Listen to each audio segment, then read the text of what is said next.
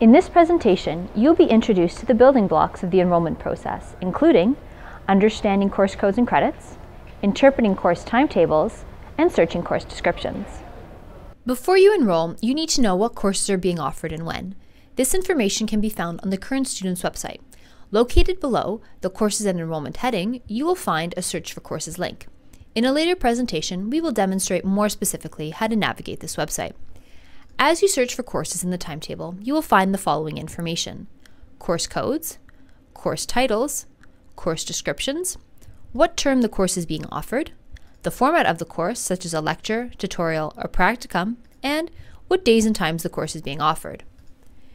It is important to understand course codes to ensure that you add and/or drop the correct course. Below is a typical course code made up of letters and numbers.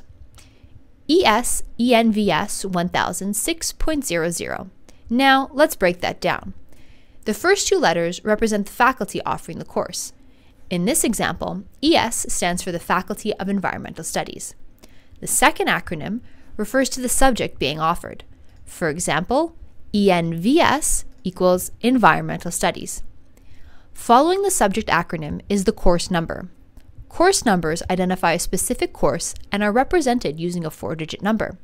For example, ES/ENVS 1000 is a 1000 level course, whereas AP/HIST 3200 is a 3000 level course in the Faculty of Liberal Arts and Professional Studies. Also, the course in question is History. The first digit of the course number indicates the level of the course year. Following the number is a credit value. All courses at York have a specific credit value. In this case, ENVS 1000 6.00 is a 6-credit course. In a later presentation, we will explain more fully how credits work. Following the course code, you will find the course title. For example, the course title for ENVS 1000 is Earth in Our Hands, Introduction to Environmental Studies. Next to the course title, there is a link to the Fall-Winter course schedule. When you click on this link, you are directed to a detailed description of the course and when it will be offered. The course description provides a brief summary of course content, including the major themes and topics covered. It also provides information on the following: course notes, cross-listed courses, course credit exclusions, course substitutes, prerequisites, and co-requisites.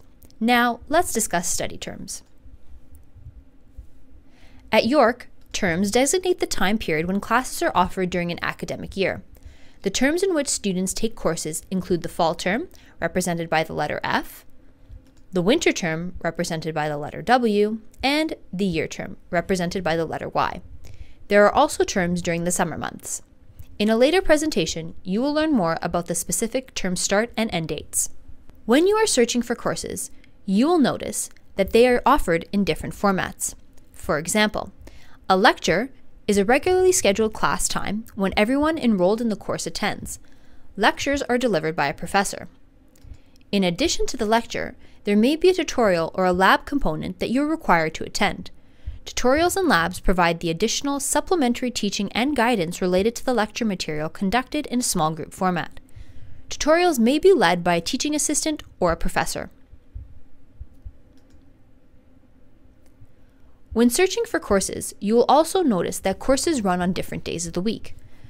For example, M represents Mondays, whereas R represents Thursdays. Some courses run more than one time a week. If you see a course listed as TR, this means your course will be held on both Tuesdays and Thursdays.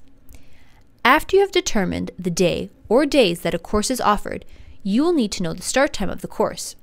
York offers a 24-hour clock to identify the start time of a course. For example, 13:30 is really 1:30 p.m. After the start time, you will see the duration of the course in minutes.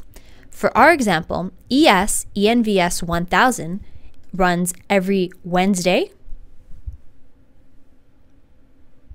at 14:30 or 2:30 p.m., and it will go for 120 minutes, or 2 hours. You should now understand the basic building blocks of enrolling in courses. Before moving on, please complete the quiz associated with this presentation.